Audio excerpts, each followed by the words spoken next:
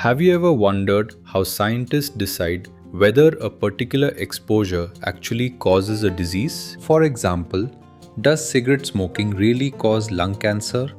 Does obesity cause diabetes? Does air pollution cause asthma?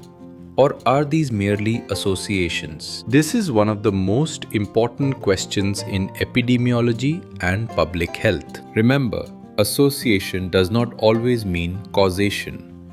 Just because two events occur together does not necessarily mean that one causes the other. To answer this question, Sir Austin Bradford Hill proposed a set of criteria in 1965 that help us judge whether an observed association is likely to be causal. These are known as the Bradford Hill Criteria for causation. It is important to understand that none of these criteria alone can prove causation.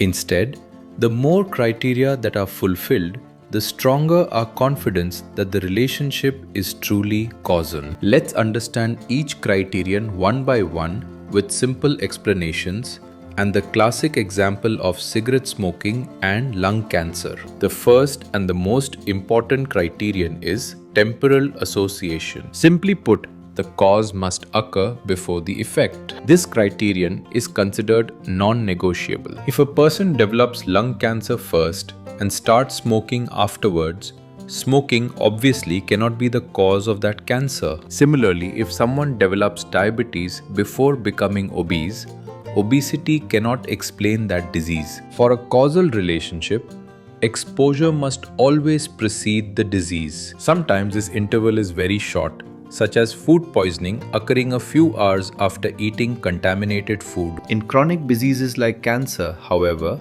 there may be a long latency period of several years before the disease appears. For cigarette smoking, researchers observed that people smoked for many years before developing lung cancer. In fact, the increase in cigarette consumption occurred nearly 30 years before the rise in lung cancer deaths. This perfectly satisfies the temporal criterion. So always remember, cause first, effect later. Without temporality, causation cannot be established. The second criterion is strength of association. Here we ask, how strong is the relationship between exposure and disease? A strong association is less likely to be explained by chance or bias. We usually measure this using relative risk or odds ratio. The larger the relative risk, the stronger the evidence for causation. For cigarette smoking, heavy smokers had a risk of lung cancer that was more than 20 times higher than non-smokers. That is an extremely strong association. Another important feature is the dose-response relationship,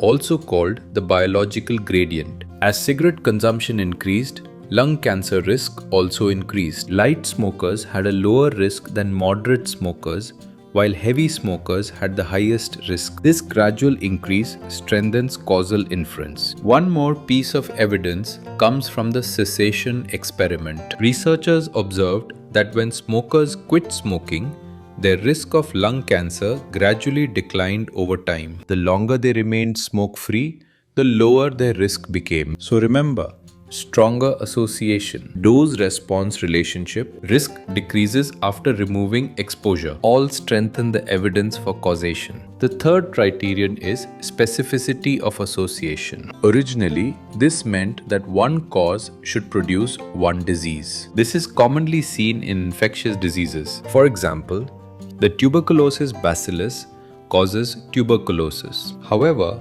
in chronic diseases, specificity is much more difficult to demonstrate. Cigarette smoking does not only cause lung cancer, it also increases the risk of chronic bronchitis, emphysema, coronary artery disease, bladder cancer, cervical cancer, and several other diseases. Likewise, lung cancer itself has multiple causes, including smoking, asbestos exposure, radon gas, air pollution, and occupational carcinogens. Therefore, lack of specificity does not rule out causation.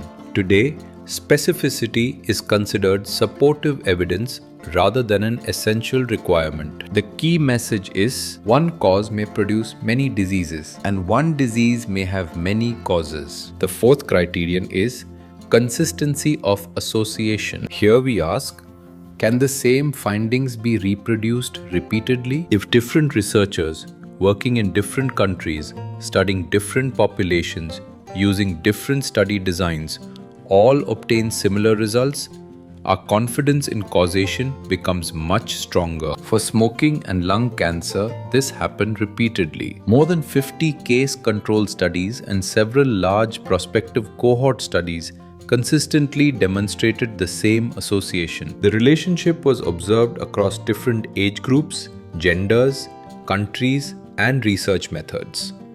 When findings are consistently reproduced, they are unlikely to be due to chance alone. Therefore, consistency strengthens causal inference. The fifth criterion is biological plausibility. This simply asks, does the association make biological sense? Can we explain how the exposure causes the disease? For cigarette smoking, the answer is yes. Cigarette smoke contains numerous carcinogenic substances such as benzopyrene, nitrosamines, and other toxic chemicals. These substances damage DNA in lung cells. Repeated DNA damage eventually leads to uncontrolled cell growth, producing lung cancer. Animal experiments and laboratory studies have demonstrated similar mechanisms. This biological explanation makes the association highly plausible. However, remember one important point. Even if we do not yet know the biological mechanism, it does not automatically mean the relationship is not causal. Sometimes scientific knowledge simply has not caught up yet. The sixth criterion is coherence. This means the observed association should fit with everything we already know about the disease. It should not contradict existing biological knowledge,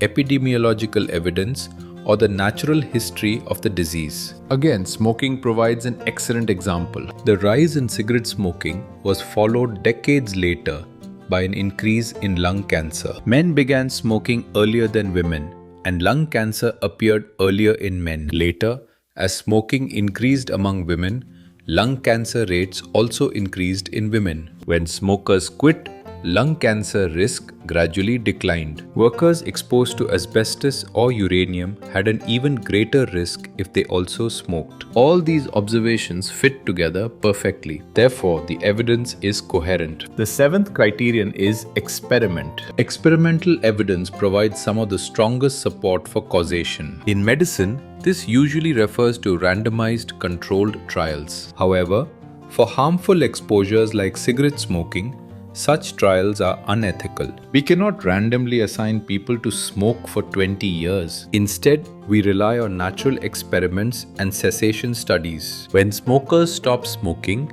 their lung cancer risk gradually decreases. This reduction after removing the exposure strongly supports a causal relationship. So remember, if removing the exposure reduces disease occurrence, the evidence for causation becomes much stronger. The eighth criterion is analogy. Here we ask, have similar exposures produced similar effects before? If we already know that certain inhaled carcinogens such as asbestos or uranium cause lung cancer, then it becomes easier to accept that cigarette smoke, which also contains carcinogens, may produce the same disease. Analogy alone cannot prove causation, but when combined with the other criteria, it adds supportive evidence. The ninth and final Bradford Hill criterion is the dose-response relationship, also known as the biological gradient. The key question is, does increasing exposure increase the risk of disease? If the answer is yes, the evidence for a causal relationship becomes much stronger. Simply put, the greater the dose, duration, or intensity of exposure, the greater the risk of developing the disease. A classic example is cigarette smoking and lung cancer. People who smoke 1 to 14 cigarettes per day have a relative risk of about 6.7. Those smoking 15 to 24 cigarettes per day have a higher risk of about 12.3, while people smoking 25 or more cigarettes daily have the highest risk, around 23.7. As cigarette consumption increases, the risk of lung cancer also increases. This clear upward trend is called the dose-response relationship, or biological gradient. Remember, a biological gradient provides strong evidence for causation because it suggests that the exposure itself contributes to the disease. However, not every causal relationship shows a perfect dose-response pattern, so its absence does not completely rule out causation. The key takeaway is simple.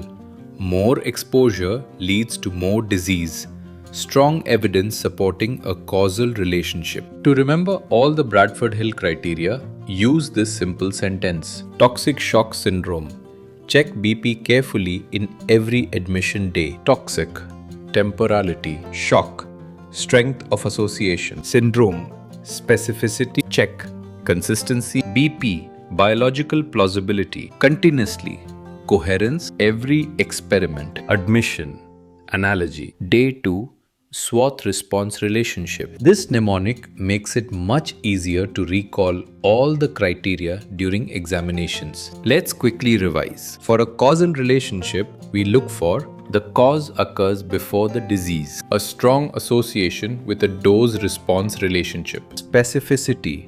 Although this is often absent in chronic diseases, consistent findings across different studies, a biologically plausible mechanism, coherence with existing scientific knowledge, experimental evidence showing reduced disease after removing exposure, analogy with other known causal relationships. Remember, no single Bradford Hill criterion proves causation. Instead, we evaluate all the evidence together. The more criteria that are satisfied, the greater our confidence that the observed association is truly causal. If this helped you understand Bradford Hill criteria for causation more clearly, hit like, subscribe for more easy to understand public health, community medicine, research methodology and epidemiology videos, and leave a comment telling me which epidemiology or research topic you'd like me to explain next. Thanks for watching, and I'll see you in the next video.